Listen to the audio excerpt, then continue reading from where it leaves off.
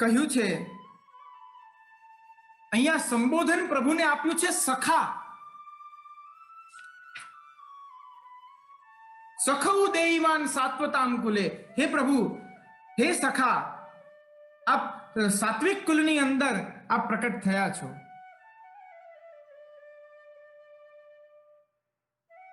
સાત્વિક કુલમાં આપ પ્રકટ થયા છો. હે પ્રભુ, અહીંયા સખાનું સંબોધન જે આપ્યું છે એના માટે શ્રી મહાપ્રભુજી આપ સમજાવે છે, સર્વેષામ અંતરાત્મત્વાત જીવાનામ ભવાન સખા. આ પ્રત્યેક જીવોના અંતરાત્મા હોવાથી આપ બધાના સખા અર્થાત બંધુ છો. બહુ સુંદર આપણા વેદોની અંદર એનું વર્ણન આવે છે. એક સંસાર, એક જગત વૃક્ષની એક કલ્પના કરવામાં આવી છે. બહુ તાત્વિક વિષય છે. એક જગતરૂપી આખા એક વૃક્ષની કલ્પના કરી અને જગતરૂપી વૃક્ષની કલ્પનામાં બતાવ્યું કે બે પક્ષી એ જગતરૂપી વૃક્ષની એક ડાળી ઉપર બેઠા છે. દ્વા સુપર્ણા સુયુજો સખાયો સમાન વૃક્ષમ પરિશસ્વ જાતે. એક જ વૃક્ષની અંદર સમાન ભાવે બે પક્ષી બેઠા છે. એક પક્ષીનું નામ છે જીવ, એક પક્ષીનું નામ છે ઈશ્વર. એ બે પક્ષી ત્યાં બેસીને શું કરી રહ્યા છે? તો કહ્યું છે એક સ્વાદિષ્ટ ફળને ખાઈ રહ્યો છે અને બીજો પક્ષી એને જોઈ રહ્યો છે. જે સ્વાદિષ્ટ ફળને ખાય છે એ પક્ષી છે જીવ, આપણે સૌ. અને જે જોઈ રહ્યું છે એ પક્ષી છે ઈશ્વર, જે અંતઃકરણની અંદર વિરાજીને જીવને પ્રત્યેક રીતના જીવને જોઈ રહ્યા છે. આ સંબંધ અનાદિકાળ પહેલાનો છે, અત્યારે પણ છે અને ભવિષ્યમાં પણ રહેશે. કારણ કે જીવ જીવ જ રહેવાનો છે અને પ્રભુ પ્રભુ જ રહેવાના છે. ભક્તિ માર્ગમાં જે નવધા ભક્તિ બતાવી છે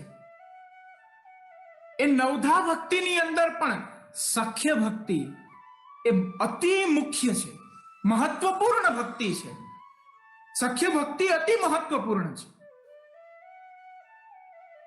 ભગવાને સખ્યનું દાન કોને કોને કર્યું? અર્જુનને પણ કર્યું છે. ભગવાન ગીતામાં કહે છે ભક્તો સીમે સખા ચેતી. હે અર્જુન, તું મારો ભક્ત તો છો જ, પરંતુ સાથે સાથે સખા પણ છો. મર્યાદા માર્ગની અંદર સખ્યનું દાન ભગવાને અર્જુનને કર્યું. એનું ફળ શું આપ્યું? તો આપે વિશ્વરૂપના દર્શન કરાવ્યા.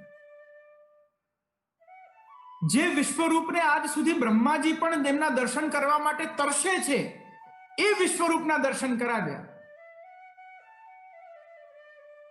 ભક્તિ માર્ગની અંદર સખ્યનું દાન ગોપ બાળકોને થયું.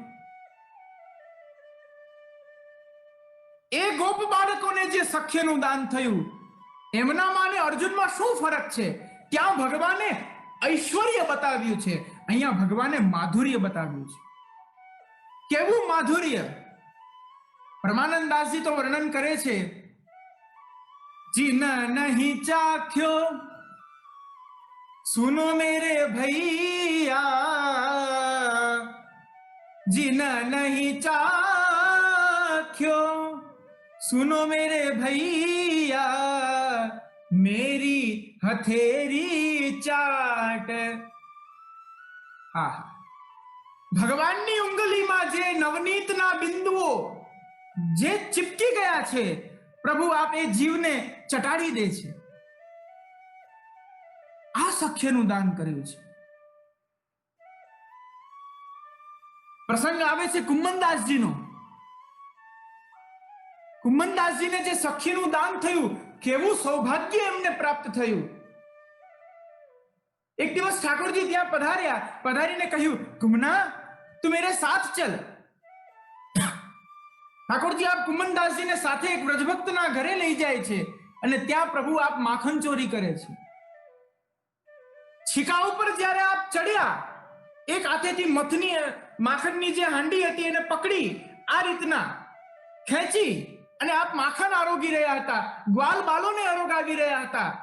કુમનદાસજી ઠાડા ઠાડા દર્શન કરે છે. સખ્યનું દાન થયું છે. સખાઓની ટોળીમાં ભગવાને એમને સાથે મિલાવ્યા છે અને દર્શન કરી રહ્યા છે. જોત જોતા સખ્ય ભક્તિનું ફલ નિર્ગુણ ભક્તિ માર્ગમાં કેવું હોઈ શકે છે જુઓ. એક હાથેથી હાંડી પકડી હતી માખણની, એને ખેંચી, બીજા હાથેથી અંદર હાથ શ્રીહસ્ત પધરાવી અને આપ બહાર અરોગી રહ્યા હતા. એટલી વારમાં જ ઠાકોરજીએ જે પરદની ધરી હતી, જે નીચે પરદની ધરી હતી, એની ગાંઠ ખુલી. ગાંઠ ખુલી એટલે વસ્ત્ર સરકવા લાગ્યું. ઠાકોરજી અરે અરે અરે એવો વિચાર કરતાની સાથે જ અચાનક સહસા બીજી બે ભુજાઓ પ્રકટ કરી અને આપે પોતાની પરદને ઠીક કરી લીધી. આ દર્શન કુમનદાસજીને થાય છે. આ સખ્ય ભક્તિનું ફલ છે. એમના જ પુત્ર ચતુર્ભુજ દાસજી, એમનો પણ કેટલો સુંદર પ્રસંગ આવે છે.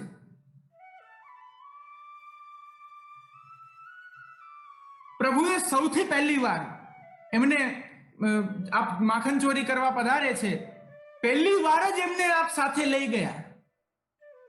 સૌથી પહેલી વાર આપ લઈ ગયા અને ચતુર્ભુજ દાસજી તો હાથ જોડીને ત્યાં દૂર ઠાળા છે. પ્રભુ આપ માખણ ચોરી કરી રહ્યા છે, ગ્વાલ બાલોને ખવડાવે છે, વાંદરાઓને ખવડાવે છે. એટલી વારમાં શું થયું?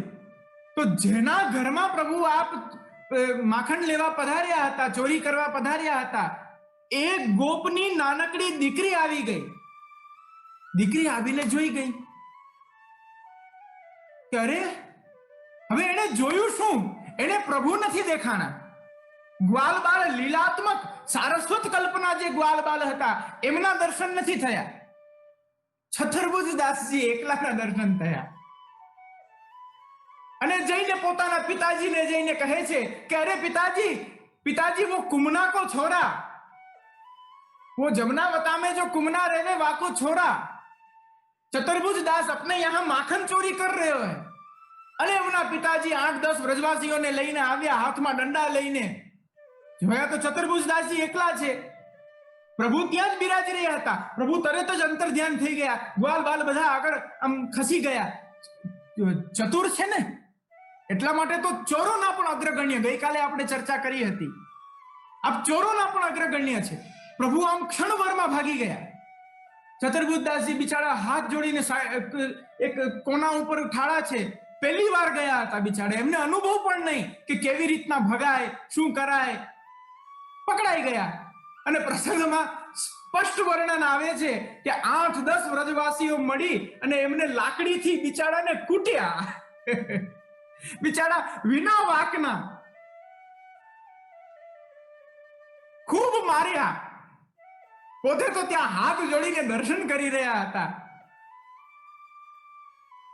એમનો કોઈ વાક હતો નહીં.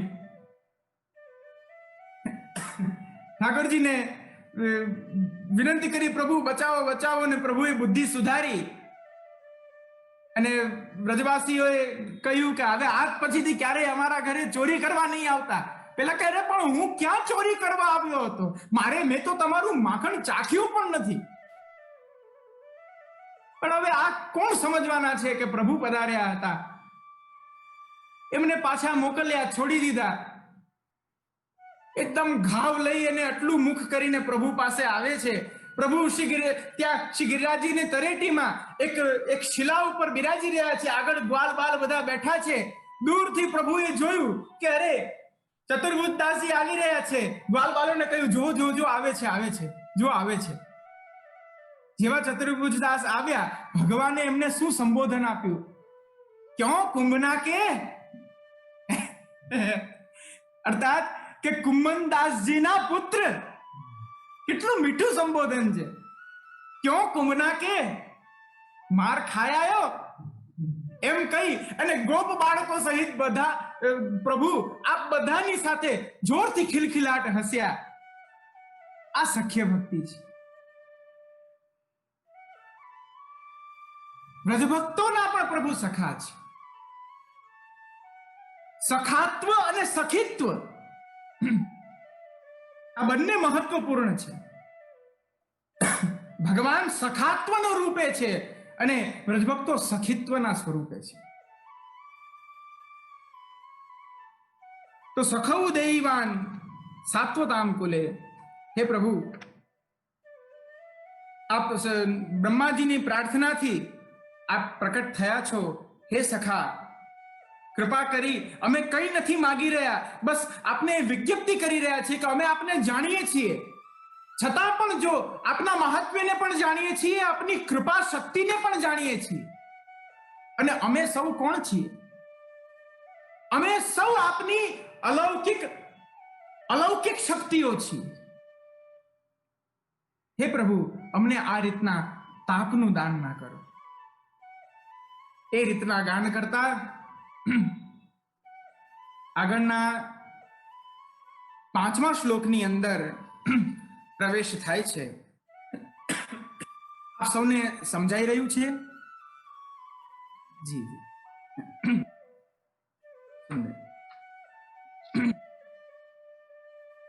આગળના શ્લોકમાં જુઓ, હવે અનન્ય પૂર્વા વ્રજભક્તો, જે કુમારિકાઓ છે, જેમની અંદર શ્રુતિ રૂપા વ્રજભક્તો કરતા અધિક તાપાત્મિકા ભક્તિ છે. ભક્તિનું એક સહજ લક્ષણ છે. પૂર્વમાં પણ કહી ચૂક્યો છું, અત્યારે પણ એ જ કહી રહ્યો છું. જેટલા તપશો એટલા જ ચમકશો. ભાગવતમાં બહુ સરસ એનું દૃષ્ટાંત આપ્યું છે.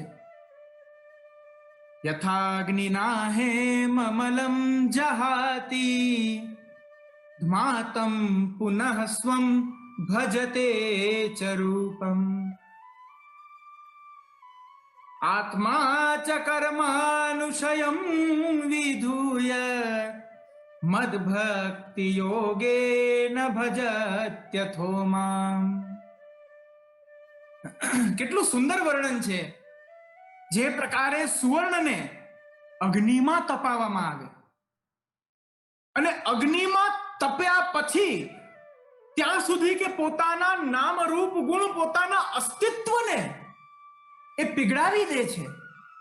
એ પીગળાવ્યા પછી જ્યારે તપી જાય છે, ત્યાર પછી એની અંદર એ ચમકતા, એ કાંતિ, એ પ્રભા એની અંદર એને પ્રાપ્ત થાય છે. ત્યાં સુધી એ સુવર્ણ જેવું એ સુવર્ણ છે, પરંતુ આભૂષણ રૂપ નથી.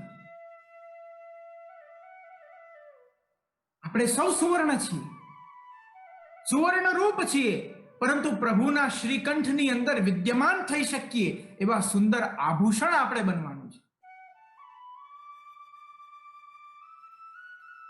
બનવું છે કે નથી બનવું, આ તો હું મારા મનથી કહું છું. રાખે ના તો કહો.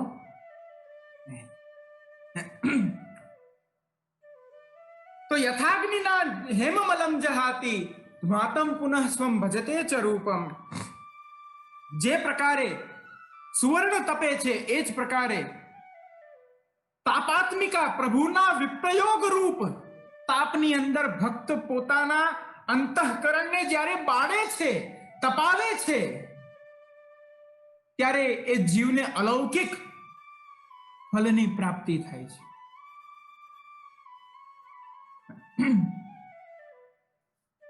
તો આ જે અનન્ય પૂર્વા વ્રજભક્તો છે, તે અનન્ય પૂર્વા વ્રજભક્તો પ્રભુને વિનંતી કરતા, પોતે વિજ્ઞપ્તિ કરતા એવું નિવેદન કરે છે. હે પ્રભુ, હે સ્વામી, પ્રાર્થના કરી રહ્યા છે. કારણ કે એમણે વિચાર કર્યો કે પ્રાર્થના કર્યા સિવાય ભગવાન આપ પ્રસન્ન નહીં થાય. કારણ કે સ્તુતિપ્રિયો વિષ્ણુ, ભગવાન સ્તુતિપ્રિય છે. એવા સ્તુતિપ્રિયને દેવતાઓ પણ નિત્ય સ્તુતિ દ્વારા જ પ્રસન્ન કરે છે, ભક્તો પણ સ્તુતિ દ્વારા જ પ્રસન્ન કરે છે. તો ચાલો અમે પણ પ્રભુને પ્રાર્થના સ્તુતિ દ્વારા પ્રસન્ન કરવાનો એક નાનકડો પ્રયાસ કરી જોઈએ. એમ કહી અને વ્રજભક્તો આગળ ગાન કરતા કહે છે, વિરચિતા ભયમ વૃષ્ણિધૂર્યતે શરણમીયુષામ સંસૃતેર્ભયાત કરસરોરુહમ કાંતકામદમ શિરસી ધેહિ નઃ શ્રીકરગ્રહમ શિરસી ધેહિ નઃ શ્રીકરગ્રહમ.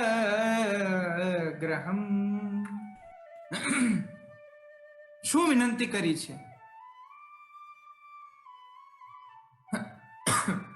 એક સુંદર સંબોધન આપીને કહ્યું, હે કાંત, હે અમારા પતિ, હે અમારા અંતરાત્માના પતિ, ભગવાન સાત્વતામ પતિ. ભાગવત કહે છે, પ્રભુના ચરણારવિંદમાં પ્રપન્ન થનારા, પ્રપત્તિ કરનારા પ્રત્યેક જીવોના ભગવાન ભરતા છે, એના પોષણ કરતા છે.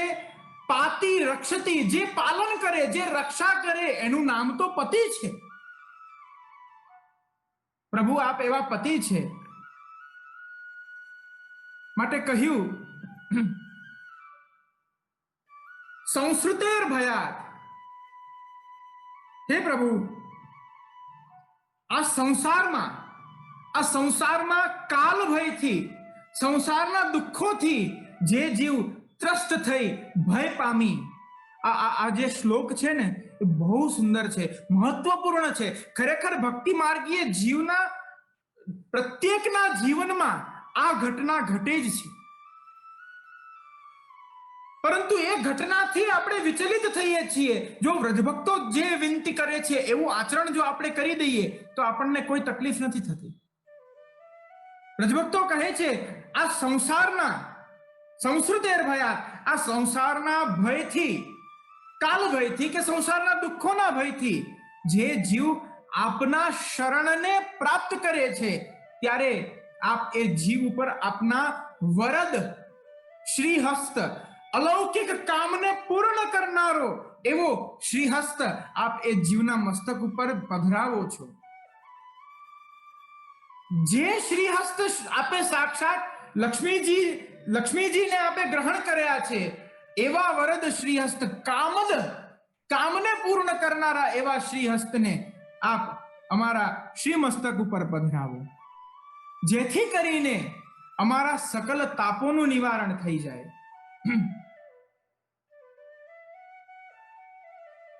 અહીંયા 3 વસ્તુ બહુ મહત્વપૂર્ણ છે.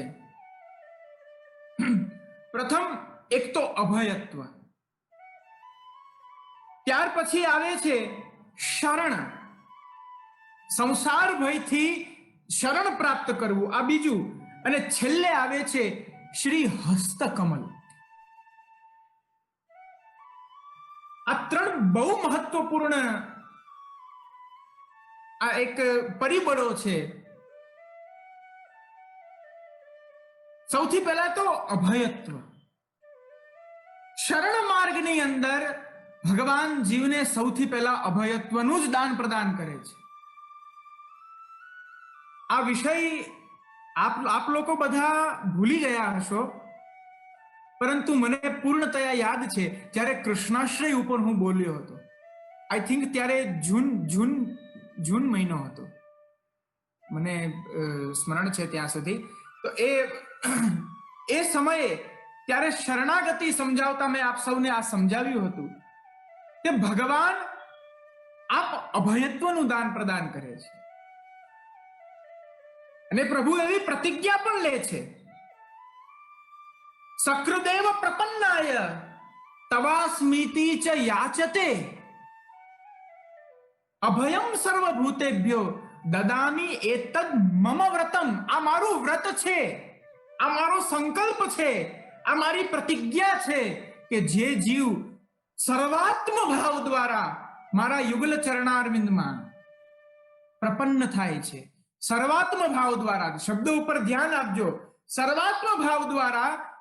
ગઈકાલે મેં આપને કહ્યું હતું કે નહીં કે ખબર નહીં, મને એટલું સ્મરણ નથી, પણ મહાપ્રભુજીની એક કારિકા છે, એમાં આપ એવી સુંદર આજ્ઞા કરે છે કે ભગવાને રાસમાં જે સુખ આપ્યું છે ભક્તોને, એ સુખ પણ કેવળ સર્વાત્મ ભાવ જે જીવોને સિદ્ધ થયો છે એ જીવોને જ આપ્યું છે. સર્વાત્મ ભાવ સિદ્ધ નથી થયો એ જીવો તો ત્યાં ઘરમાં ને ઘરમાં રહ્યા ને એમને સાયુજ્ય મુક્તિ ભગવાને પ્રદાન કરી.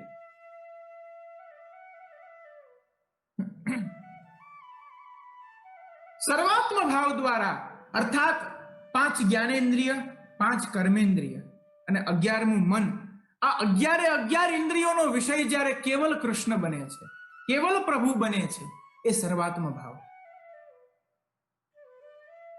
તો એના માધ્યમથી જે જીવ મારા ચરણમાં પ્રપત્તિ કરે છે, મારા ચરણારવિંદને પકડે છે, હે પ્રભુ હું આપનો છું, આવું જે જીવ નિત્ય પ્રતિ વિજ્ઞાપન કરે છે, આવા જીવ પ્રત્યે પ્રભુ કહે છે આવા જીવને હું સદાને માટે અભયત્વનું દાન પ્રદાન કરું છું. આવા જીવને હું કદી કાળ ભય નથી આવવા દેતો. આ જીવને હું મૃત્યુનો પણ ભય, મૃત્યુના પણ ભયથી એ જીવને હું પાર ઉતારી દઉં છું. અજામિલના પ્રસંગમાં બહુ સુંદર એક સ્પષ્ટીકરણ કર્યું છે કે જે જીવે કૃષ્ણ ભક્તિ સાધી છે, જે જીવ ઉપર પ્રભુનો અનુગ્રહ છે, અરે જીવતા જીવતા તો શું, એ સ્વપ્નમાં પણ યમદૂતોને નથી જોઈ શકતા. સ્વપ્ને પી ન પશ્યંતી, ત્યાં ભાગવતમાં કહે છે સ્વપ્નમાં પણ એ યમદૂતોને નથી જોઈ શકતા. તો એક છે અભયત્વ. એ અભયત્વની પ્રાપ્તિ ત્યારે જ થાય જ્યારે જીવ શરણ ગ્રહણ કરે છે. શરણ ગ્રહણ કરે ત્યારે જ એ જીવને અભયત્વનું દાન થાય છે.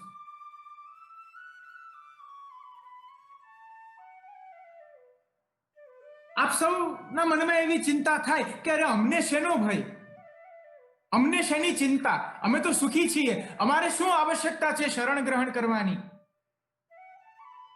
વિચાર કરો, જેને ભગવત અધર સુધા પ્રાપ્ત થઈ ગઈ છે એવા વ્રજભક્તો પણ આ સમયે શરણ ભાવનાને પ્રકટ કરી રહ્યા છે.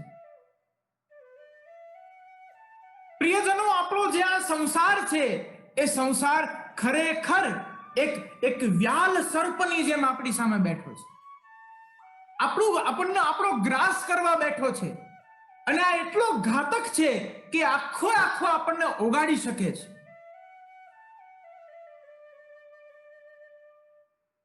બહુ સરસ એક મને દૃષ્ટાંત યાદ આવે છે. મહાભારતની અંદર વિદુરજી ધૃતરાષ્ટ્રને ઉપદેશ આપે છે ત્યારનો પ્રસંગ છે. આ સંસાર કેવો છે? સંસ્કૃતેર ભયાત. આ સંસારનો ભય જીવને શા માટે લાગે છે? અને લાગવો જ જોઈએ. જો એ નહીં લાગે તો તમને ભક્તિ માર્ગ ફલિત નહીં થાય, તમને ભક્તિ માર્ગ નું ફલ પ્રાપ્ત નહીં થાય. નાનકડું એ દૃષ્ટાંત મને યાદ આવે છે. એક વખત એક ઘનઘોર વનની અંદર એક વ્યક્તિ હતો જે પોતાના અશ્વ ઉપર સવાર થઈ હાથમાં ધનુષ બાણ લઈ અને શિકાર કરવા નીકળે છે. જ્યારે શિકાર કરવા નીકળે છે, પોતાના અશ્વને વનની મધ્યમાં પહોંચી પોતાના અશ્વને, ઘોડાને ઉભો રાખી પોતે અશ્વમાંથી નીચે ઉતરે છે. નીચે ઉતરી ધનુષ બાણ લઈ અને આ રીતના શિકારને ગોતતો આગળ જાય છે. આગળ જતાને સાથે અચાનક એને એક સિંહની ગર્જના સંભળાય છે. સિંહની ગર્જના એવી ભયંકર એને સંભળાય છે કે એ ગર્જનાને સાંભળી અને અશ્વ ભાગી જાય છે. અશ્વ ભયભીત થઈને ભાગી ગયો. પોતે કહ્યું કે અરે મારી પાસે તો શસ્ત્ર છે, સિંહ આવશે તો શું થઈ ગયું, હું એક બાણ છોડીશ અને સિંહના પ્રાણ કાઢી દઈશ. જ્યારે એવું કહ્યું ત્યાં તો એની સામે અચાનક છલાંગ લગાવીને સિંહ આવી ગયો. સહસા સિંહને આવતા જોઈ અને એના હાથમાંથી ધનુષ બાણ પર પડી ગયા. હવે તો એના રક્ષણ માટે કંઈ બચ્યું નથી. એક સૌથી મોટું સાધન બચ્યું છે, એ છે પોતાના બે પગ. એનું સ્મરણ થતા ભાગ્ય, ત્યાંથી ભાગ્યો છે એ વ્યક્તિ. ભાગતાની સાથે આગળ જ્યારે જુએ છે તો ત્યારે 6 મુખવાળો એક હાથી,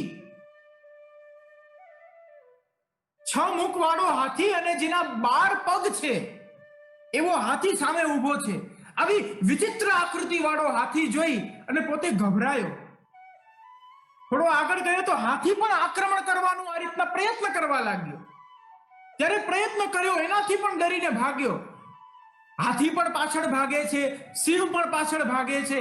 હવે બચીને જવું ક્યાં? ત્યાં તો વિચાર કર્યો, એક વૃક્ષ દેખાણું, વૃક્ષની ઉપર જઈને દોડીને ચડી ગયો, દોડીને ડાળી ઉપર આ રીતના લટકાઈ ગયો. હાશ, હવે હું બચી ગયો. થોડી વાર અહીંયા રહીશ, આ લોકો હમણાં ચાલ્યા જશે, પછી કૂદીને હું પાછો મારા ઘરે ચાલ્યો જાય. શિકાર વિકાર આપણે કરવો નથી બાપા, આ તો બહુ ભયંકર જંગલ છે. વિચાર કર્યો.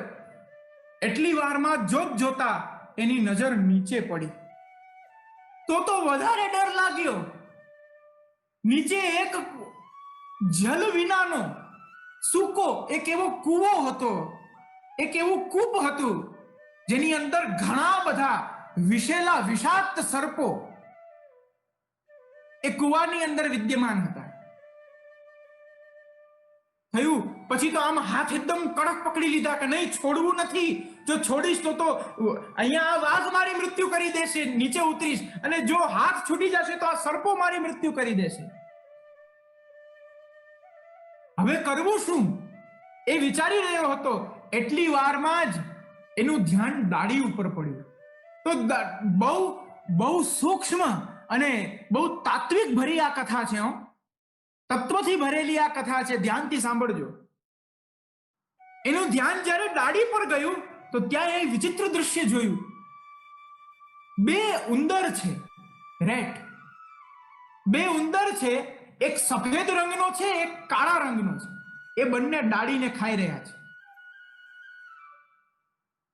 ડાળી ધીમે ધીમે ધીમે ધીમે ધીમે ધીમે તૂટવાની અણી ઉપર આવી ગઈ છે.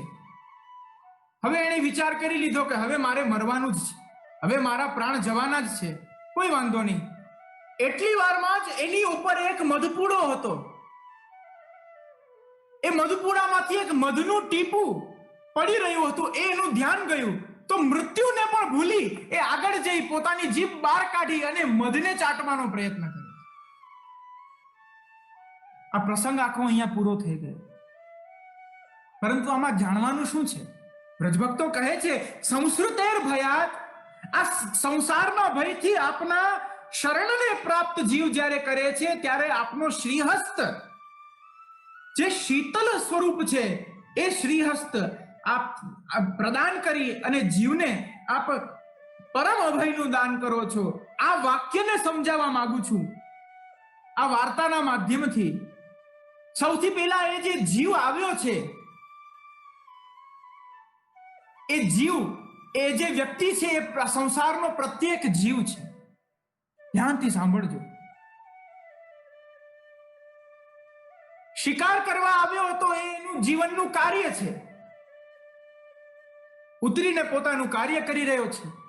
એટલી વારમાં જોત જોતા, હજી તો જન્મ થયો છે, ઉતર્યો છે મતલબ જન્મ થયો છે. જન્મ થતાની સાથે જ વાઘ સિંહ રૂપ એક મૃત્યુ આવી. વ્યક્તિનો જન્મ થાય છે, જન્મ થતાની સાથે જ એની સાથે સાથે એની મૃત્યુ ચાલે છે. એટલે તો તમે બધા વારે વારે એક જ વસ્તુ ગાઓ છો, આજનો લાવો લીજીએ રે કાલ. બોલો બોલો બધા બોલો. કોણે દીઠી છે? કોણે દીઠી છે? કોઈ નથી દીઠી.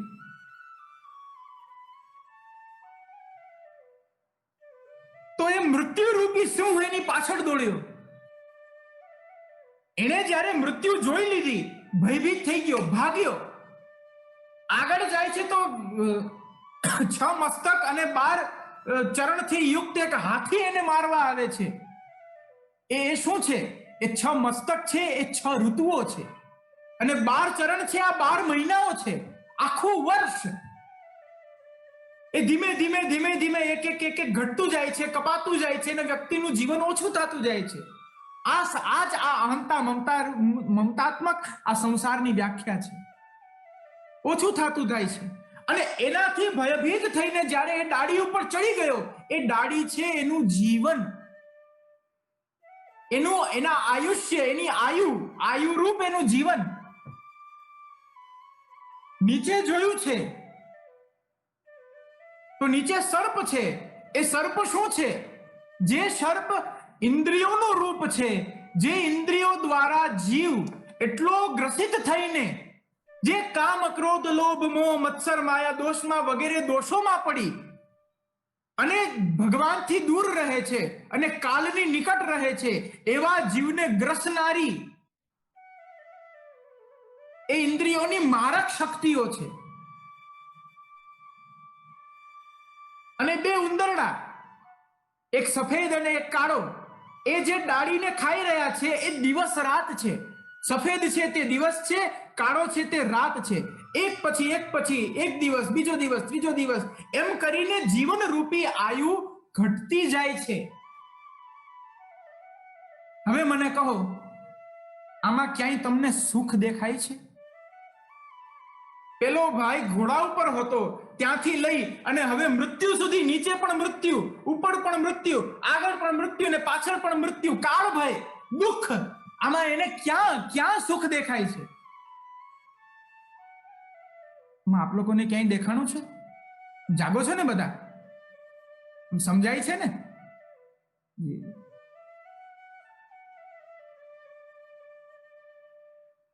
આમાં ક્યાંય સુખ નથી, સર્વત્ર દુઃખ છે. એવામાં પણ આ જીવની મૂઢતા, એ મૂઢતા તો જુઓ કે ઉપરથી મધ પડે છે, એને કઈ ચિંતા નથી, પણ એને એ મધ ચાખવું છે. એ મધ છે આ ઇન્દ્રિયોના વ્યર્થ વિષયોનું સુખ છે, જે વિષયાનંદ છે, જે એક દિવસ જેનો નાશ થઈ જવાનો છે, એને ચાખવું છે. પરંતુ એ કેવું છે? એ એવું સુખ છે કે જેનો અગ્રભાગ સુખનો છે અને ત્યાર પછીનો આખો ભાગ એ દુઃખનો જ છે. એ આમ સ્પર્શ થતા લાગે કે નહીં સુખ છે, પરંતુ પછી ખબર પડે કે અરે આ તો દુઃખનું દુઃખ જ છે. આવી અવસ્થામાં જ્યારે જીવ પડે છે, ત્યારે એ અવસ્થાથી એને ઉબારવા માટે એકમાત્ર પ્રભુનું શરણ જ છે, એ સિવાય બીજું કંઈ નથી. માટે જ શ્રી મહાપ્રભુજીએ કેટલી વજનથી પ્રત્યેક પુષ્ટિ માર્ગીય જીવને આજ્ઞા કરી છે. સુખી છો એટલે નહીં, દુઃખી છો એટલે નહીં, શક્ય હોય એટલે અશક્ય છે એટલે નહીં, અશક્ય એવા સુશક્ય એવા જે કોઈ પણ સ્થિતિ હોય, સર્વથા શરણમ હરિ, પ્રભુનું શરણ કરો, શરણાગતિ કરો, પ્રભુના શરણમાં રહો. આ જ આપણું સ્વરૂપ છે, આમાં જ આપણું હિત છે. તો વ્રજભક્તો વિનંતી કરતા કહે છે, આપના શરણે આવનારા જીવને આપ આપના કરકમલ દ્વારા, શ્રી હસ્તકમલ દ્વારા આપ અતિશય અભય રૂપી સુખનું દાન પ્રદાન કરો છો. શ્રી હસ્તને કમલ કહ્યો છે. જો પ્રભુના નેત્ર પણ કમલ છે, પ્રભુનું મુખ પણ કમલ છે, પ્રભુના શ્રીહસ્ત પણ કમલ છે, પ્રભુના ચરણારવિંદ પણ કમલ છે. કમલની સાથે એને શા માટે સરખાવવામાં આવ્યું છે શ્રીહસ્તને? તો મહાપ્રભુજી સુબોધિનીજીમાં ખુલાસો કરતા કહે છે, શ્રીહસ્તમાં પ્રભુએ શંખ, ચક્ર, ગદા, પદ્મ ધારણ કર્યા છે ને, તો જે આશીષ રૂપ જે હસ્ત જ્યારે ઉઠે છે, એ કમળ વાળો હસ્ત ઉઠે છે. એટલે પ્રભુ આ રીતના અહીંયા આમ કમળ હોય, આ રીતના કમળ હોય, આમ પકડ્યું હોય અને આ રીતના આશીર્વાદ આપે છે. એ કમળ સહિત પ્રભુ જે શ્રીહસ્ત પધરાવે છે, એનો ભાવ શ્રી મહાપ્રભુજી સમજાવે છે કે કમળનો ગુણ અતિશય શીતળ છે અને એ શીતળ ગુણ સાથે તાપાત્મક હૃદયમાં જો એ શ્રીહસ્ત પડે તો તો ભક્તોનો ગમે તેવો તાપ હોય એ શાંત થઈ જાય છે. કમળના 4 ગુણો છે. એટલા માટે પ્રભુના એક એક શ્રીઅંગોને કમળની સાથે સરખાવવામાં આવ્યા છે. કમળમાં શીતળતા છે, કમળમાં કોમળતા છે, કમળમાં નિર્લેપતા છે અને કમળમાં સરસતા છે. આ 4 ગુણો કમળની અંદર છે. એટલા માટે પ્રભુએ તેને અંગીકાર કર્યો છે કે આના માધ્યમથી હું મારા ભક્તોને પદ્મ ધર્યો જન તાપ નિવારણ. આપણે ત્યાં તો કહ્યું છે એ કરસરોરુહમ જે છે એ કરસરોરુહમ ભક્તોના તાપનું શમન કરે છે. સૌથી પહેલા શીતળતા. કમળની અંદર શીતળતા રહી છે. વારે વારે એટલા માટે પોતાના તાપાત્મક હૃદયને શાંત કરવા માટે આગળ પ્રણય ગીતમાં પણ વ્રજભક્તોએ કહ્યું છે તન્નો નિધેહિ કર પંકજમ. ત્યાં પણ કર પંકજ, પંકજ એટલે પંક એટલે કીચડ, કાદો અને એમાં ઉત્પન્ન થનારું એ કમળ. ત્યાં પણ કર પંકજ કહ્યું છે. આપ આપના હસ્તકમલને અમારી શ્રીમસ્તક અને વક્ષસ્થળ ઉપર પધરાવો. અચ્છા, હવે ચરણારવિંદ પણ કમળ છે, શ્રીહસ્ત પણ કમળ છે, પરંતુ બંનેની કાર્ય શક્તિ, ક્રિયા શક્તિ, ચેષ્ટા એ અલગ અલગ છે. બંનેનું ફળ અલગ અલગ છે. એ જ્યારે આગળ ભવિષ્યમાં જ્યારે પાછા 3 દિવસમાં આપણે મળીશું ત્યારે પ્રણત દેહિનામ પાપકર્ષણમ એ જે શ્લોક છે એમાં જે પ્રભુના ચરણારવિંદનું વર્ણન છે એના આધારે આપણે સમજીશું. ત્યારે હું પાછું આજના દિવસનું ઉલ્લેખ કરીશ, હું ભૂલીશ નહીં.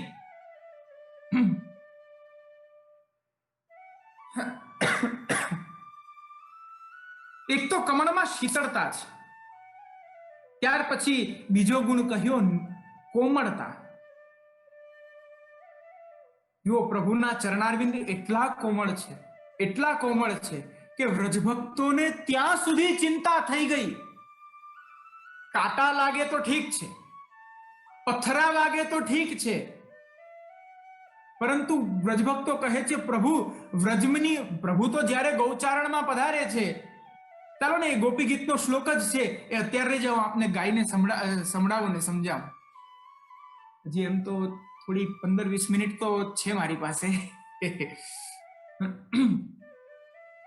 ચલસિયદ વ્રજાત ચારયન પશુન નલિન સુંદરમ નાથ તે પદમ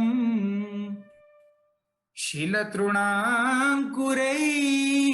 સીદતીતિના કલિલતામનઃ કાંતગચ્છતિ. હે પ્રભુ, અમને પીડા થાય છે. ભગવાન કહે છે અરે કેમ, શા માટે પીડા થાય છે? આપના આ ખુલ્લા ચરણને જોઈને અમને પીડા થઈ રહી છે, અમને તાપ થઈ રહ્યો છે. એક તો આપ ખુલ્લા ચરણારવિંદે વ્રજમાં શા માટે પધારો છો? અરે નંદરાયજીના ઘરમાં શી વસ્તુની કમી છે? નંદરાયજી, અરે માતા યશોદા આપને ચરણારવિંદમાં પાદુકા નહીં ધરાવી શકે? પ્રભુ, અમે આપને હાથ જોડીને વિનંતી કરીએ છીએ, પ્રભુ આપ કાલથી આપના ચરણારવિંદ ખુલ્લા ન રાખશો. ભગવાન કહે એ નહીં બને. વ્રજભક્તો કહે અરે કેમ, શા માટે પ્રભુ? ભગવાન કહે છે મારી ગાયો અમારા સૌનું પોષણ કરવા માટે જ્યારે ચરતી હોય, વનમાં ભટકતી હોય ત્યારે પોતે ખુલ્લા ચરણે જાય છે અને હું એનો પાલક છું. પાલક હોવાને નાતે એને પીડા થાય અને હું પગરખા પહેરીને ચાલું, પાદુકા પહેરીને ચાલું? નહીં, હું પણ ખુલ્લા ચરણે ચાલીશ. એમાં તમને શું પીડા થઈ રહી છે? વ્રજભક્તો કહે છે શીલા, કાંટાઓ, તૃણની પણ ભાવના કરી દીધી. શિલાઓ અર્થાત ગિરિરાજજીની અંદર જ્યારે પ્રભુ પધારે તો ભાગવતમાં વર્ણન આવે છે શ્રી ગિરિરાજજી નવનીત જેવા કોમલ થઈ જાય છે. એટલા માટે જ આજે પણ શ્રી ગિરિરાજજીની અંદર પ્રભુના ચરણના ચિહ્નો છે એ છપાઈ જાય છે, એટલા કોમળ થઈ જાય છે. શું એ શિલા ખૂંચી શકે ખરા? ના ખૂંચી શકે.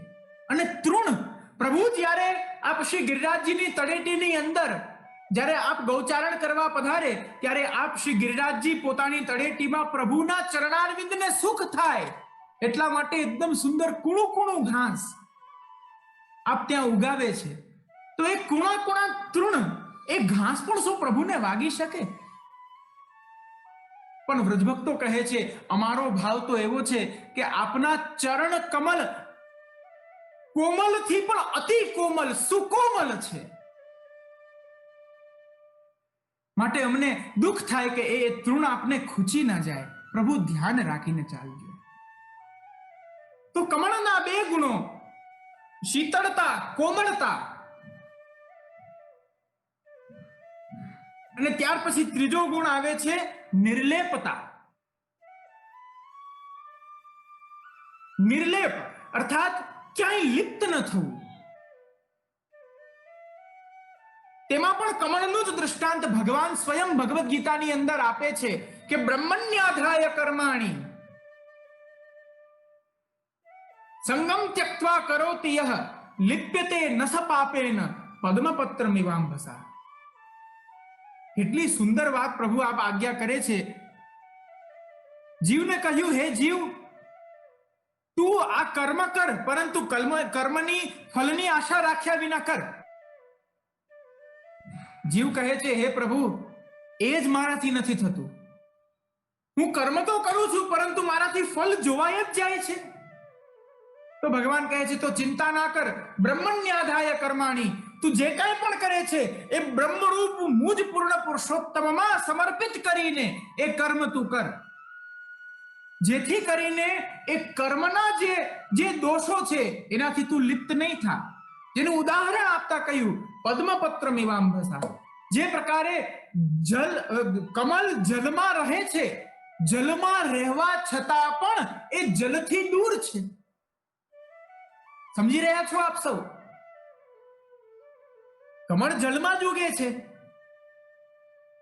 જલમાં ઉગવા છતાં પણ જલથી દૂર છે.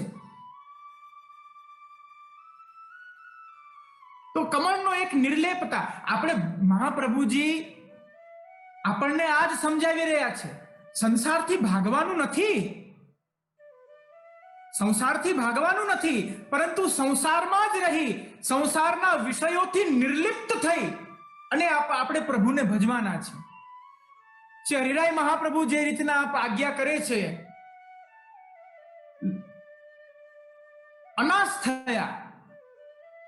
અનાસ્થાથી સંસારને, કપટ બુદ્ધિથી સંસારને જીવો. એક રોલ કરવાનો છે. તમે વાસ્તવિક, આ બહુ તમને મહત્વપૂર્ણ હું એક આ તમને ઉપદેશ આપી રહ્યો છું.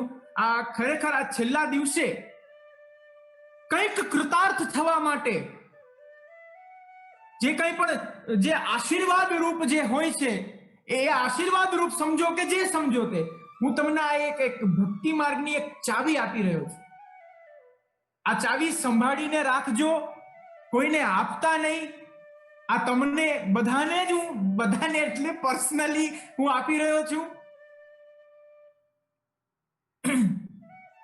કપટ બુદ્ધિથી આપણા સંસારમાં આપણે જીવવાનું છે. લૌકિકત્વમ વૈદિકત્વમ કાપટ્યા તેષુ નાન્યથા. તમે વાસ્તવિક કોણ છો એ સંબંધનું સંચાલન, એ સંબંધને નિભાવવો એ ખાલી તમારો અને પ્રભુના વચ્ચેની વાત છે. સંસારની અંદર તો તમારે રોલ નિભાવવાના છે, તમારે કેરેક્ટરો નિભાવવાના છે. તમે પિતા બની જાઓ છો, તમે માતા બની જાઓ છો, તમે ભ્રાતા બની જાઓ છો, તમે પુત્ર બની જાઓ છો, તમે બંધુ વગેરે દરેક સંબંધો બની જાઓ છો. એ બનવાથી તમે એ નથી થઈ જતા.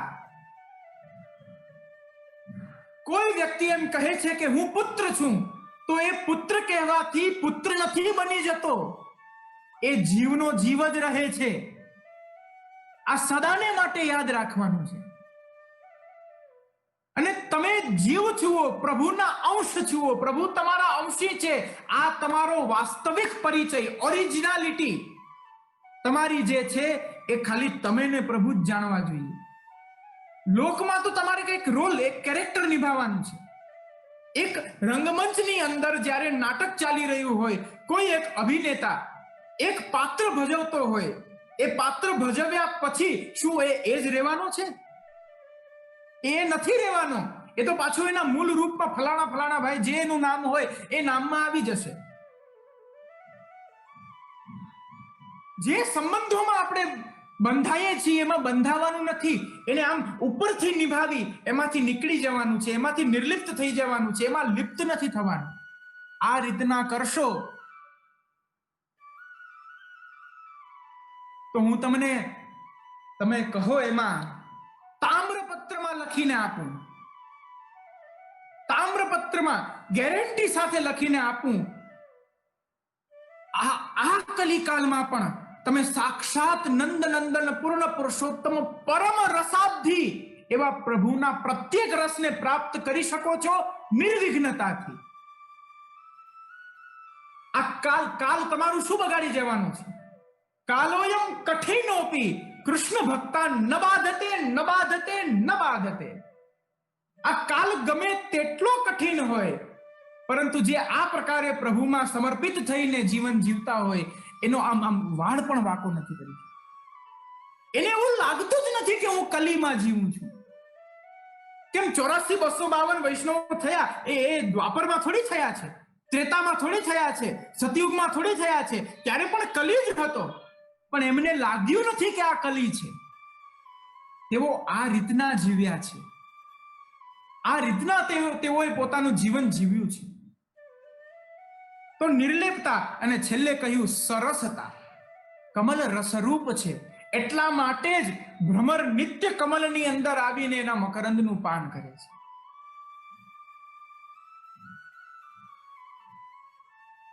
તો એવા પ્રભુનો શ્રીહસ્ત, જે શ્રીહસ્ત જીવને શીતળતા આપી શકે છે, જીવના કઠોળ હૃદયને કોમળ કરી દે છે, કોમળ પથ્થરને પણ પીગળાવી દે છે,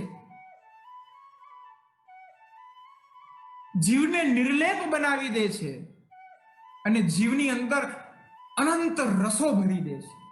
રજભક્તો કહે છે, હે પ્રભુ, આપના એ શ્રી હસ્તને અમારી માથે પધરાવો, જેથી અમારામાં શીતળતા આવે.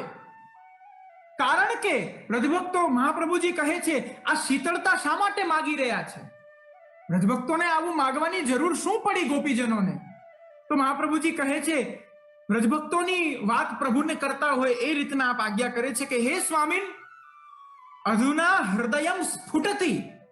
હે પ્રભુ, અત્યાર સુધી અમે રડ્યા, અત્યાર સુધી અમે રુદન કર્યું, અત્યાર સુધી અમે તાપ કર્યો, જીવ બાળ્યો, બધું જ કર્યું, પરંતુ હવે અમારું હૃદય ફાટી રહ્યું છે.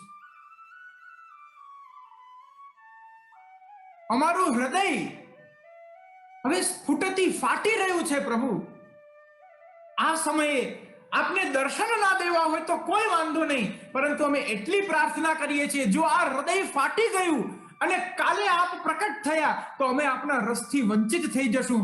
પ્રભુ, ભલે આપની જ્યારે ઈચ્છા હોય ત્યારે આપ પ્રકટ થાઓ, પણ આપના શ્રીહસ્ત અમારા મસ્તક ઉપર પધરાવી દો, જેથી અમારું હૃદય બચી જાય. હૃદય બચી જશે તો અમારા પ્રાણ બચી જશે, પ્રાણ બચી જશે તો અમે જીવિત રહેશું, જીવિત રહેશું તો અમે આપના એ રસને પ્રાપ્ત કરી શકશું.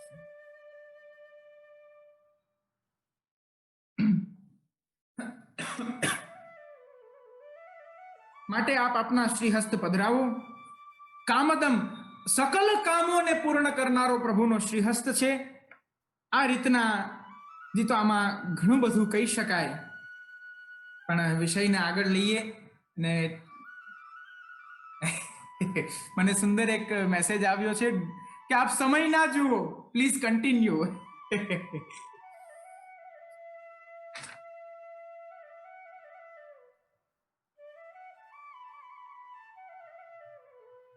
શરણ ભાવના, જે વ્રજભક્તો, હવે અહીંયા જે વ્રજભક્તોની દશા છે એ દશા પૂર્ણતયા દીનતા રૂપ છે, દૈન્ય. હવે દૈન્ય પ્રકટ થઈ ગયું છે, કારણ કે હવે પોતાના બધા જ સાધનો જે એમણે કર્યા હતા, જો આ અનન્ય પૂર્વાવ્રજ ભક્તો છે, જે કુમારિકાઓ છે, જે તાપાત્મિકા ભક્તિ કરનારા છે, તો એનો તાપ એટલો અતિશય પ્રગાઢ માત્રામાં છે કે એમનું હૃદય ફાટવા આવ્યું.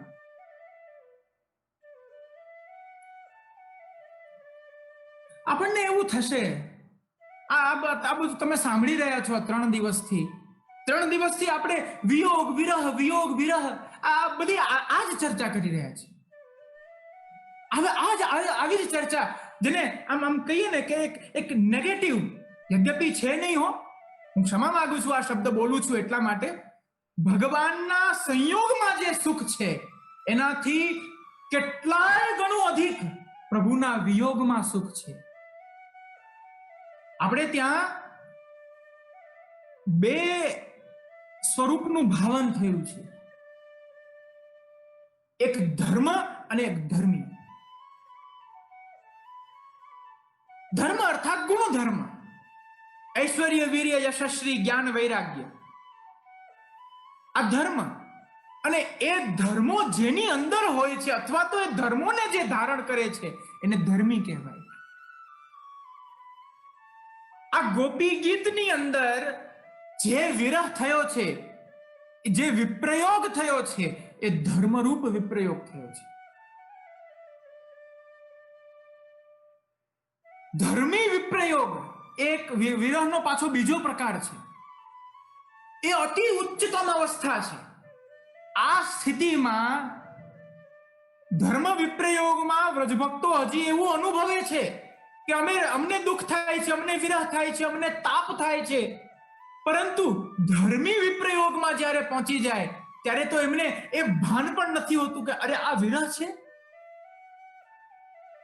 સાયકોલોજીકલી એમની સ્થિતિ એવી થઈ જાય છે કે એમને વિરહ નથી લાગતો. હવે એ વિરહની પણ દશાથી કંઈક ઉપર પહોંચી ગયા છે. હવે એ દશાને શું કહેવાય એ કોઈ નથી જાણતો, એટલે ધર્મી વિપ્રયોગ કહી દીધું. ત્યાં સુધી પહોંચી અને એમને એવું લાગે કે અરે આ વિરહ છે, હવે આને વિરહ માનતા જ નથી. એ ધર્મી વિપ્રયોગનું નિરૂપણ સંભવતઃ ભ્રમર ગીતના પ્રસંગમાં થાય છે, પણ હજી તો એ બહુ દૂર છે, આપણે બહુ પાછળ છીએ. ઘણા બધા અધ્યાયો એ રાજસ પ્રમેય પ્રકરણની લીલા છે. હજી તો આ તામસ ફલ પ્રકરણ ચાલી રહ્યું છે. ત્યાં ઉદ્ધવજી આવીને એવું કહે છે કે તમે બધા આટલા રડો છો, તમે વિરહ વિપ્રયોગ, અરે આ બધું શું છે? એ તો બ્રહ્મ છે. ભગવાનના બ્રહ્મ સ્વરૂપનું વર્ણન કરવા લાગ્યા. ગોપીજનોને ગુસ્સો આવી ગયો. ગોપીજનો ક્રોધિત થઈને કહે છે, ઉદ્ધવજી હવે બસ કરો, આ તમે શું બકવાસ કરી રહ્યા છો? આ તમે શું બોલી રહ્યા છો? ભગવાન તો ક્યારે અમારાથી દૂર થયા જ નથી. પ્રભુ ક્યારે અમારાથી દૂર થતા જ નથી. એમને તો અમને એ રસનું દાન કર્યું છે. એ રસનું દાન કરતા કરતા પોતે પણ એ રસની સાથે અમારી અંદર પધારી ગયા છે. એ અમારાથી દૂર છે જ નહીં. આ જે અવસ્થા છે, આત્મત્વાદ, ભક્તવશ્યત્વાદ, સ્વામિત્વાદ સ્વભાવતઃ, આ બહુ લાંબુ થઈ જશે એટલે અહીંયા છોડું છું આ વિષયને, પણ આ ધર્મી વિપ્રયોગ છે. ભક્તિની અવસ્થા ત્યાં સુધી પહોંચી શકે છે. અને ત્યારે જે સ્થિતિ બને છે જીવની, એ જ્યાં જોવે, જ્યાં એની દૃષ્ટિપાત થાય ત્યાં એને પ્રભુ જ દેખાય છે. આગે કૃષ્ણ, પાછે કૃષ્ણ, ઇત કૃષ્ણ ઉત કૃષ્ણ, જીત દેખું તિત કૃષ્ણ માયરી. હું જ્યાં જોઉં છું ત્યાં મને કૃષ્ણ દેખાય છે. જ્યાં મારી દૃષ્ટિ પડે છે ત્યાં મને કૃષ્ણ દેખાય છે. એક દિવસ એક વ્રજભક્ત નંદાસજીના જે આપની જે રાસ પંચાધ્યાયી છે એમાં આ પ્રસંગ આવે છે. એક દિવસ એક વ્રજભક્ત જ્યારે પ્રભુ આપ પધારી ગયા, દેશાંતર વિરહ જ્યારે કરાવ્યો, ત્યારે ધર્મી વિપ્રયોગ બનતા બનતા જ્યાં જોવે છે ત્યાં એમને પ્રભુ દેખાય છે. વૃક્ષ એક પોતાના ઘરની અંદર ઉપર જ્યારે અગાસી ઉપર ઠાળા હતા, ત્યાં ઠાળા ઠાળા પોતે આકાશને જોઈ રહ્યા હતા. પૂર્ણિમા હતી. પૂર્ણિમાના કારણે ચંદ્રનો ઉદય થાય છે.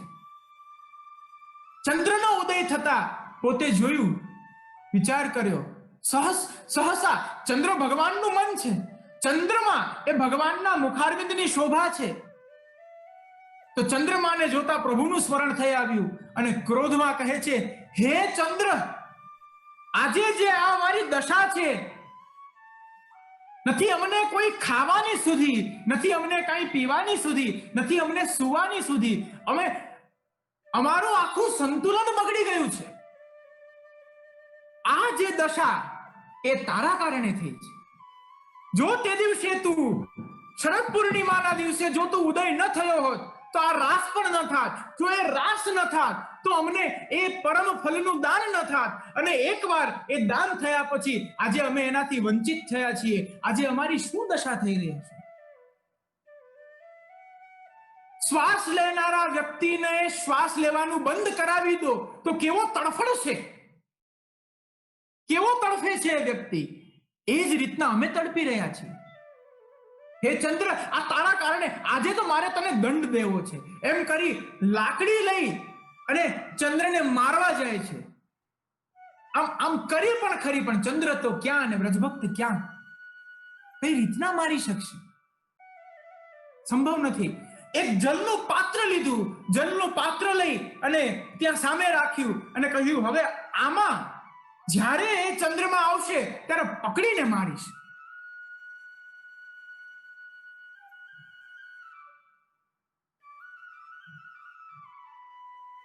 વધારે પકડીને મારીશ. અને જેવું ચંદ્રમાં એ પ્રતિબિંબની અંદર આવે છે ત્યાં જ લાકડી ઉગામે છે.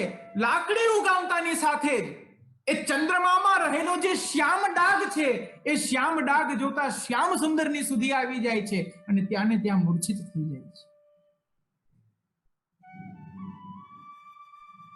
આ એ તાપાત્મિકા ભક્તિ છે. આવી દશા માટે તો કેવલ ને કેવલ યા તો ભગવાનનું ચરણારવિંદ, યા તો પ્રભુનું ચરણારવિંદ એ ભક્તોને સુખ આપી શકે છે, યા તો પ્રભુનું કરસરોરુહમ, યા તો એ પ્રભુના શ્રીહસ્ત સુખ આપી શકે છે. દત્તા ભયમ ચ ભુજદંડ યુગમ વિલોક્ય વક્ષ શ્રીયૈક રમણમ ચ ભવામ દાસ્યમ. વ્રજભક્તો કહે છે, આપનામાં અમે અમારી દાસ્ય ભક્તિ સિદ્ધ કરી એ કઈ રીતના કરી છે? અમુક અમુક પદાર્થો જોઈ અને કહ્યું છે કે નહીં, આ બરાબર છે, અહીંયા જ અમારે ગતિ કરવી જોઈએ, આના સિવાય ગતિ નહીં કરાય, અહીંયા જ અમને સુખ મળશે. સૌથી પહેલા તો આપની ભુજાઓ, આપના શ્રીહસ્ત જોયા છે, કારણ કે દંડ સમાન છે, જે અમને અભયત્વનું દાન કરે છે.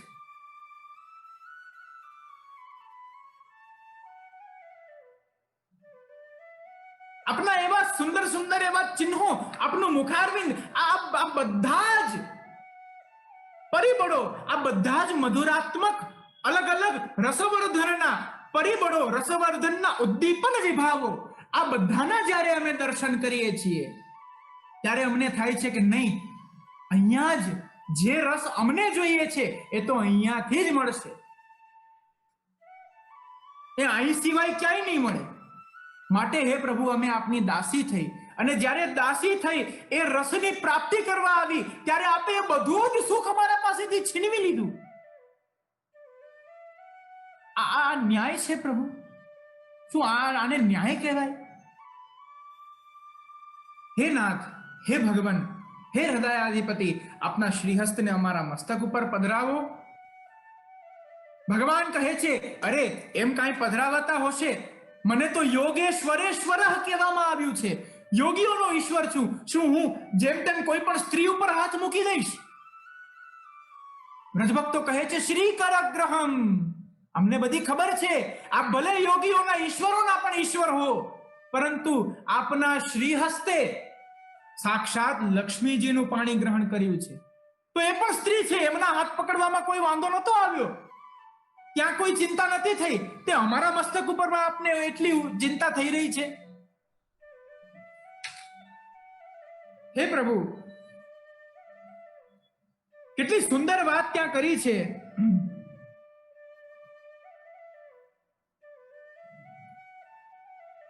ત્યાં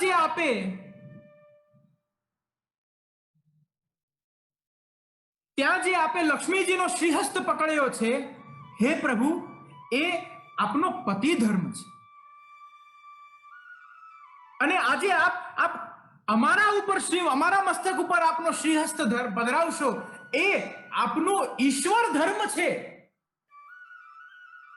પતિ ધર્મનો નિર્વાહ એ તો પ્રત્યેક પતિ એક સામાન્ય મનુષ્ય પણ કરી શકે છે, પરંતુ ઈશ્વર ધર્મનો નિર્વાહ તો કેવલ ઈશ્વર જ કરી શકે છે. કારણ કે અમે આપને શરણે આવ્યા છીએ, અને શરણે આવેલાને ક્યારેય આપ નિરાશ નથી કરતા. હે પ્રભુ, અમારા શ્રી મસ્તક ઉપર આપના અલૌકિક શ્રીહસ્ત પધરાવો. આ પ્રકારે ગોપીજનોએ 5મા શ્લોકની અંદર વિજ્ઞપ્તિ કરી છે. અને ત્યાર પછી અમુક તામસી વ્રજભક્તો 6ઠા શ્લોકની અંદર પોતાના પુનઃ કટાક્ષો અભિવ્યક્ત કરતા કહે છે, વ્રજ જનાર્તિહન વીર્યોષિતામ નિજ જન સ્મય ધ્વંસન સ્મિત ભજ સખે ભવત કિંકરી સ્મનો જલરુહાનનમ ચારુદર્શય જલરુહાનનમ ચારુદર્શય.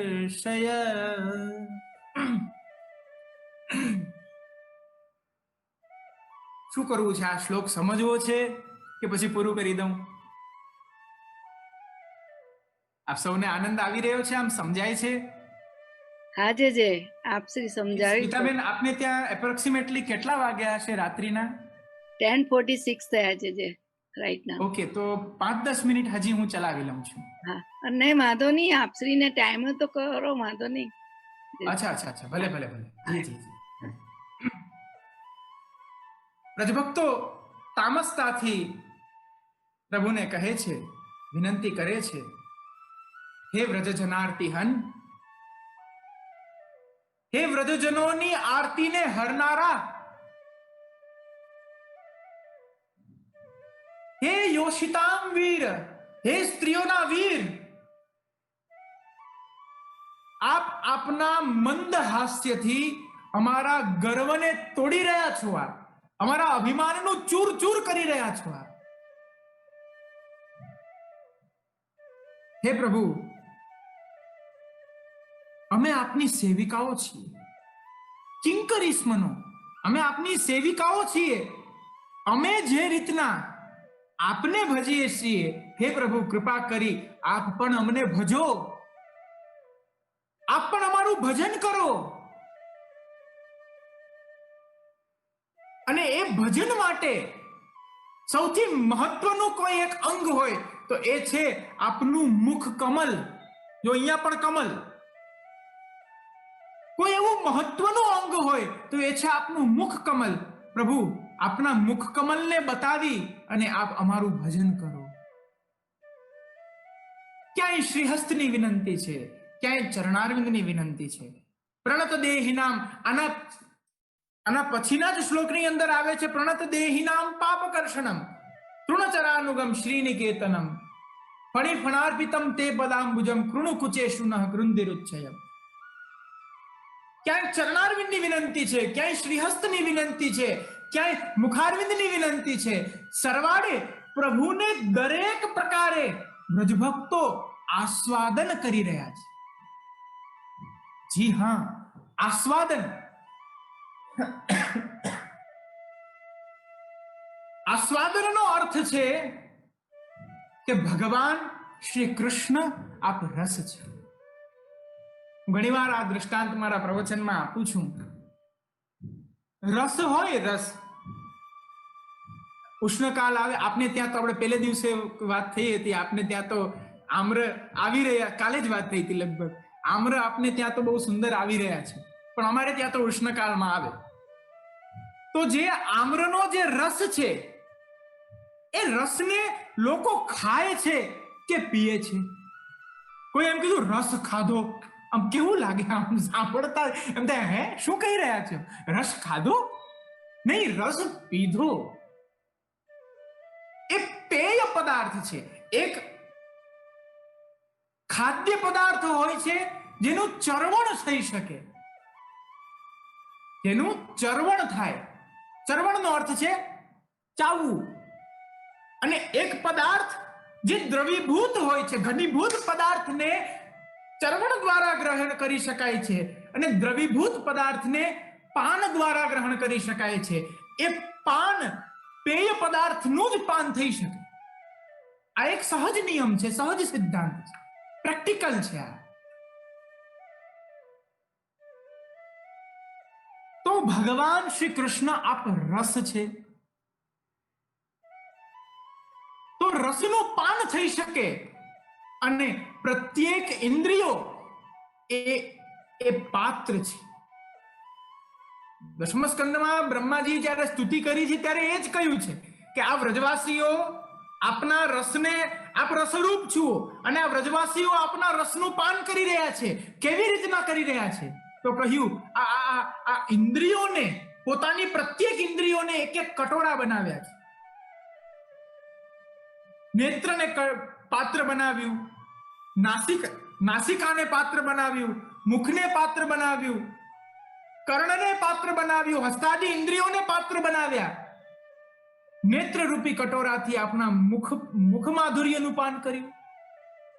નાસિકા રૂપી કટોરાથી આપણા શ્રી ચરણારવિંદમાં રહેલી જે શ્રી તુલસીજી બિરાજે છે એ પ્રસાદી તુલસીના ગંધનું ગ્રહણ કર્યું.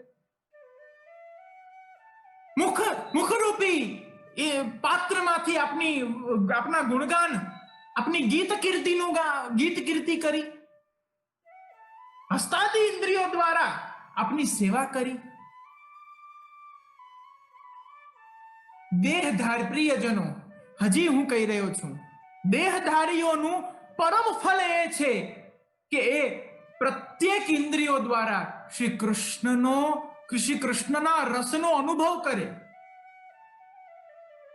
એક વખત પાન કરીને તો જુઓ, આ ભૌતિક રસો બહુ ફીકા લાગશે.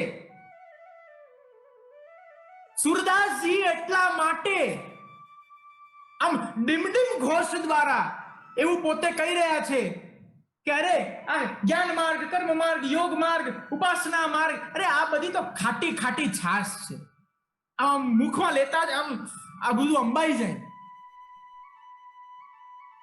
અરે ખાટી છાછ કહા રુચિ આવે, સૂર ખવૈયા ઘી કો.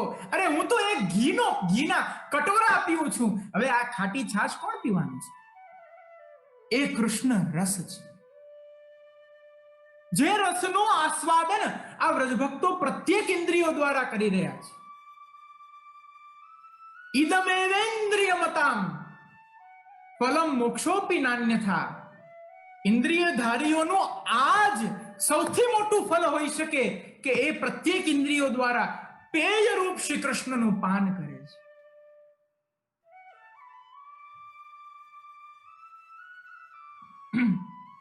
અને જે જીવ ભક્તિ માર્ગમાં આવીને પણ કૃષ્ણ રસ છે આવું સમજીને એમનું પાન નહીં કરે, એમનું શું થવાનું છે? એ બધા પછી મારા ભાગમાં આવે છે, એટલે બધા જ બાળકોના ભાગમાં આવે છે.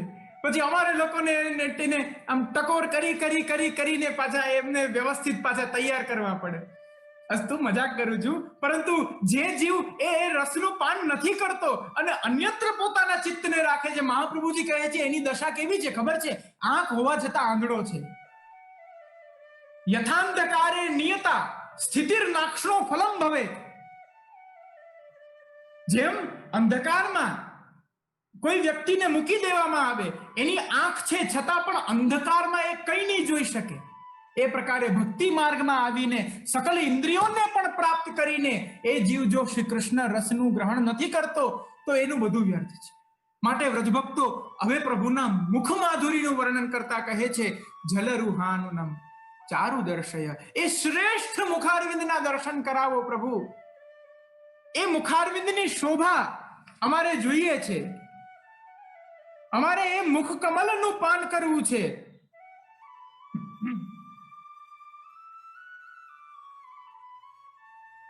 અહીં વ્રજભક્તો કહે છે, હે પ્રભુ આપ અમને ભજો. હે વ્રજજનોની આરતી હરનારા, આપ તો વ્રજજનોની આરતી હરનારા છો, આપ શા માટે અમને આર્ત કરી રહ્યા છો? હે સ્ત્રીઓના વીર, આવું કહી અને ભગવાનના અલૌકિક ઐશ્વર્યો બતાવ્યા છે. તામસ પ્રમેય પ્રકરણની લીલાની અંદર પ્રભુના 6 ઐશ્વર્ય ભક્તિ માર્ગીય રૂપથી બતાવ્યા છે. ભગવાનના વેણુનાદનું શ્રવણ કરીને જો એક હરણી પોતાનું ભાન ભૂલી જાય, એવું ભગવાનનું ઐશ્વર્ય છે. ભગવાન કહે છે એ મૂઢ વ્રજભક્તો કહે છે એ મૂઢ હરણી, એ ગાયો, અરે એ દેવાંગનાઓ, આ નદીઓ, આ પક્ષીઓ, આ બધા ઉપર આપે આપના અલૌકિક ઐશ્વર્યોને પ્રકટ કરી, આપને રસરૂપતા આપે અભિવ્યક્ત કરી છે. તો હે પ્રભુ અમારો શું વાંક છે? આપ તો અમારા જેવા વ્રજભક્તોના વીર, આપ એનું પોષણ કરનારા છો. આપના મુખારવિંદના દર્શન કરાવો. વ્રજભક્તો કહે છે પ્રભુ અમને ભજો. પ્રભુ કહે એમ હું તમને ભજું, હું પૂર્ણ પુરુષોત્તમ, એ પણ તમને ભજું જે અહંકાર કરી બેઠા છે. અરે જે જીવ હૃદયમાં એકવાર અહંકાર કરે છે, અહંકાર કરનારા જીવથી તો હું બહુ દૂર જાઉં છું. મને જીવનું બધું જ ચલાવી લઈશ, બધું જ માફ છે, પરંતુ અહંકારને હું ક્યારેય માફ નથી કરતો. માટે હે વૈષ્ણવજનો, કદી ભક્તિ માર્ગમાં અહંકાર ન કરવો. ઘણીવાર આપણે કોઈને વૈષ્ણવને પણ ઘણીવાર આપણે કટુ વચનો કહી દેતા હોઈએ છીએ. એ આપણો અહંકાર છે. આપણને એમ થઈ ગયું છે કે અરે આઈ એમ ધી બેસ્ટ, હું તો સૌથી શ્રેષ્ઠ છું. એવું નથી. પ્રભુએ તમને પાત્રતા આપી છે એટલે તમે ત્યાં સુધી પહોંચ્યા છો, નહીતર તો ક્યાં હોત?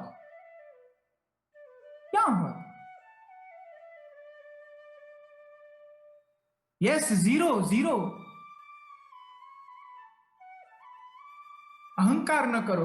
તો વ્રજભક્તોને ભગવાને કહ્યું તમે અહંકાર કર્યો છે, અરે હું તમને ભજું. જાઓ, એ વાત તો બહુ ખોટી છે. વ્રજભક્તો કહે છે પ્રભુ એક અમારી પાસે સાધન છે, જો આપ એ સાધન કરશો તો એ સાધનથી અહંકાર હમણાં એક ક્ષણમાં ભાગી જવાનો છે. પછી તો કૃપા કરશો ને, પછી તો ભજશો ને. ભગવાન કે હા, એ પછી તો ભજીશ, પણ એ થશે કેમ? એ કઈ રીતના થશે?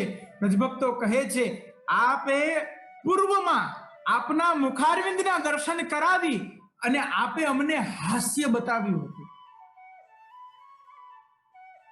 આપે અમને હાસ્ય બતાવ્યું.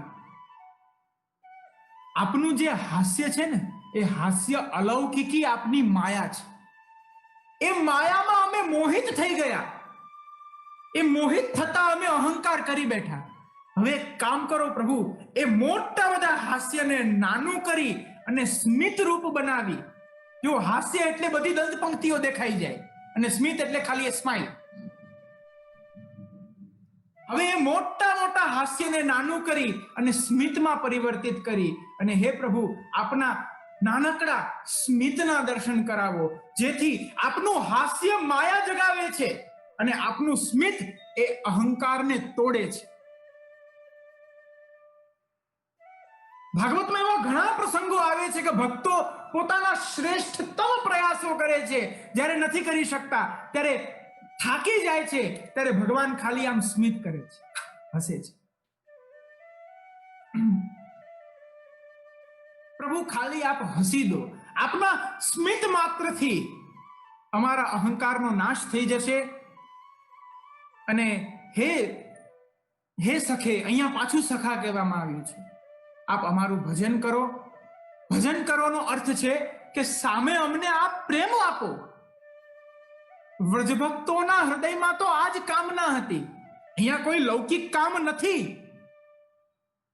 ક્રિયા સર્વાતિશયવાત્ર પરમ કામો ન વિદ્યતે. મહાપ્રભુજીએ રાસ પંચાધ્યાયીના પ્રારંભમાં જ જ્યારે ભગવાનનું વિશેષ રમણ, બાહ્ય રમણ જ્યારે પ્રારંભ થાય છે ત્યારે જ આપ સ્પષ્ટીકરણ કરે છે કે અહીંયા સર્વ ચેષ્ટાઓ લૌકિકવત ચેષ્ટા છે, પરંતુ અહીંયા લૌકિક કામનો એક અંશ માત્ર, અણુ માત્ર પણ પ્રવેશ નથી. કામ શું છે અહીંયા? પ્રેમૈવ ગોપિકા નામ તું કામ ઇત્યભિધીયતે. વ્રજભક્તોનો જે અલૌકિક પ્રેમ છે એ પ્રેમ જ કામના રૂપમાં પ્રકટ થયો છે. તો હે પ્રભુ, અમે આપની કિંકરી, આપની દાસીઓ છીએ. આપના સુંદર મુખારવિંદના દર્શન કરાવી દો. આ પ્રકારે તામસ વ્રજભક્તોએ પોતાના ભાવની વિજ્ઞપ્તિ કરી છે. અને ત્યાર પછી આગળ વ્રજભક્તો કહે છે કે હવે આજના સત્રને અહીં જ વિરામ આપીએ. ને બસ ખૂબ જ આનંદ થયો છે. પુનઃ પાછું જ્યારે સત્ર ખૂબ જ ટૂંકા સમયમાં આપણે કરીશું, અને ત્યારે મારે સ્મિતાબેન જોડે ચર્ચા થઈ રહી છે અને અમે તારીખ નક્કી કરી રહ્યા છીએ. તો એ બધું જ ફિક્સ થઈ જાય તો આપને જાણ થઈ જ જવાની છે બધા જ વૈષ્ણવોને. ત્યારે પછી 7મા શ્લોકથી લઈ પ્રણત દેહી નામ, જે તામસ રાજસી વ્રજભક્તો છે એમના ગુણગાનથી પ્રારંભ કરી અને છેલ્લે યત્તે સુજાત ચરણામ બુરુહંસ્તનેષુ, એ નિર્ગુણ જીવો સુધીના ભાવોની યાત્રાઓ આપણે કરીશું. ખૂબ ખૂબ મને આનંદ આવ્યો છે. ખૂબ ખૂબ પ્રસન્નતા થઈ છે 3 દિવસ. ખરેખર એ તો આપ લોકોએ મને જોયો જ હશે કે હું કઈ રીતના બોલી રહ્યો હતો. મારું ભાન ભૂલી જતો. એટલો શ્રવણમાં આપ સૌનો સહકાર રહ્યો છે.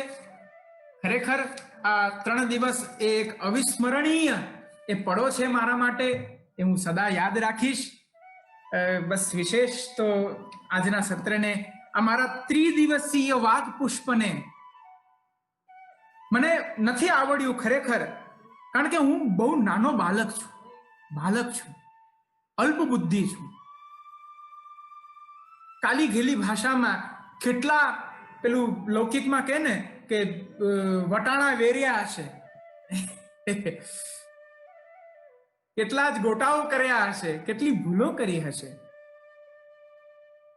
પરંતુ બસ શ્રી મહાપ્રભુજીને યુગલ ચરણારવિંદમાં દંડવત કરીને એક જ વિનંતી કરું છું, હે શ્રી વલ્લભ, જે કંઈ પણ મારી જીહવામાંથી સારું નીકળ્યું છે એ બધું આપે પ્રકટ કરાવ્યું છે, અને જે કંઈ પણ ખોટા અર્થો થઈ ગયા છે એ બધી જ મારી ભૂલ છે ને મેં કર્યા છે. બસ આ જ પ્રકારે મારું વિજ્ઞાપન કરી આ 3 દિવસના સત્ર વાઘ પુષ્પને, ગોપીજનોના એ ભાવ પુષ્પને શ્રી ઠાકોરજી અને શ્રી મહાપ્રભુજીના યુગલ ચરણારવિંદમાં સમર્પિત કરતા અને અહીં જ હું બસ વિરામ લઉં છું. સ્વસ્તિ. આપ બધાને ખૂબ ખૂબ મારા આશીર્વાદ. મ્યુટ. જે અનમ્યુટ કરવું પડશે. જે આપશે ઓકે, અનમ્યુટ કરવું પડશે. હા જે હા, એટલે આપણે પછી ચર્ચા કરીશું અને નેક્સ્ટ આપણે નક્કી કરીને આપણે પછી વૈષ્ણવોને જાણ કરશું. તો બસ અત્યારે સૌની મધ્યમાંથી જાઉં છું અને ખૂબ જ આપ બધાનું સ્મરણ કરીશ. યાદ આવશે આપ બધાની, કારણ કે ભગવદ્ ગુણાનુવાદ છે, એના સંસ્મરણો ક્યારેય ભૂલાય નહીં. અલૌકિક આનંદ છે. તો બસ આ અલૌકિક આનંદને આપ પણ હૃદયમાં રાખો, હું પણ હૃદયમાં રાખું, અને પાછા વહેલા મળીશું.